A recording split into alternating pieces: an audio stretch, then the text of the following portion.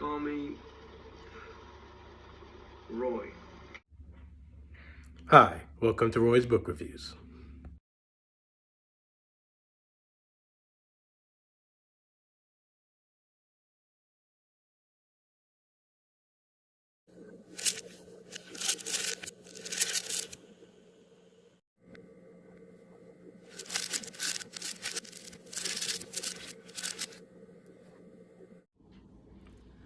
Hello and welcome to Roy's Book Reviews. The last couple videos I dropped here on my channel were not reviews of novels, but rather readings of children's books. Two kid books that had a Halloween theme, since Halloween is just a couple weeks away, and it happens to be one of my favorite days of the year, so I decided to pay tribute. I'm also paying tribute with this hat I'm wearing, which is from my daughter's Halloween costume. Anyway, I am now returning to what my channel is primarily about, reviews of novels. Also some memoirs, also some nonfiction, but reviews of books, mostly for adults. The one I wish to discuss with you today is The Vanishing Half by Brit Bennet. I read Brit Bennet's first novel, The Mothers, a while back, so I knew coming into her latest effort that she is a gifted writer who creates authentic-seeming characters that readers will strongly connect with. In The Vanishing Half, she provides a more ambitious tale than her debut.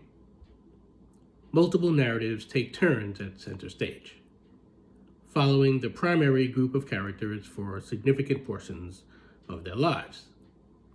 These intertwined story arcs include those of a set of twin sisters who are inseparable until suddenly living apart on account of a decision by one of them made without consultation with the other, after which they have nothing more to do with each other beyond serving as memories of what used to be. Desiree and Stella each go on to have a daughter, girls who know nothing of each other until fate brings them together as young women. These four young women are branches from the same tree that stretch out in different directions. Jude, who is Desiree's daughter, and Kennedy, Stella's daughter, personify the nature versus nurture debate. They are similar in age and the daughters of twin sisters, but grow up in different households with dissimilar lifestyles. Jude's dark skin comes from her father, meaning that she does not strongly resemble her light-skinned mother and unknown aunt. Stella and Kennedy are unknown to Jude because of Stella's decisions to pass as a white woman, to marry a white man, to raise a daughter unaware of her interracial composition. These choices mean vanishing from the lives of her sister and their mother. Stella grabs hold of the comforts of wealth and privilege because it is an option available to her, making what she has abandoned, the family she was born into, feel like a sacrifice worth making. Desiree does not know of the deceit that her sister has embraced in order to have an easier life. She only knows that her sister abandoned her without a parting word. Since Desiree ends up in a committed relationship with a man who earns money as a bounty hunter, hope remains that she will discover what became of her sister.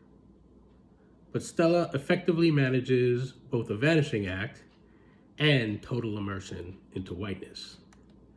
Her blackness is visually undetectable, and any pangs of regret she may feel for exiting from her mother and sister's lives are fleeting and unpersuasive. Stella flees for greener pastures. Desiree stays in her hometown after a temporary departure, and thus stays true to herself, to her roots. I could go deeper into the various storylines, twists and turns, the eventual revelation of secrets resulting in new choices to be made when what was lost has been found. But rather than me detailing them here, it's best for you to pick up this fine book and discover for yourself. It comes with my highest recommendation. Besides being familiar with Brit Bennet's earlier work, and planning to read whatever came next from her anyway, I was pointed to The Vanishing Half when using ChatGPT to discover books that might be good comps for my upcoming novel, Second Shot. As with Dennis Lehane's Small Mercies, another book that came up as a comp, I was steered in the right direction towards Brit Bennet's The Vanishing Half. The latter is a story of identity and the degrees to which it is self-determined and alterable. Regardless of the influences and impacts of nature or nurture, we are all given just one life to live. Yet, we have infinite options on who to be. Yesterday's choice need not be the same as today's or tomorrow's. On a single trip from cradle to grave, we can exchange lives as circumstances dictate. But of course, this comes at the expense of discarded pasts and the people belonging to them. So once again, I want to give my heartiest, highest recommendation to Brit Bennett's The Vanishing Half. It is a wonderful book. I want to once again shout out Small Mercies by Dennis Lehane. Also fantastic.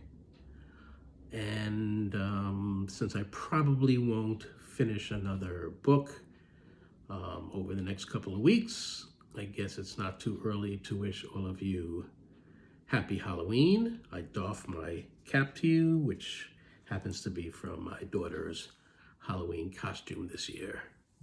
Until next time, this is Roy wishing you happy reading.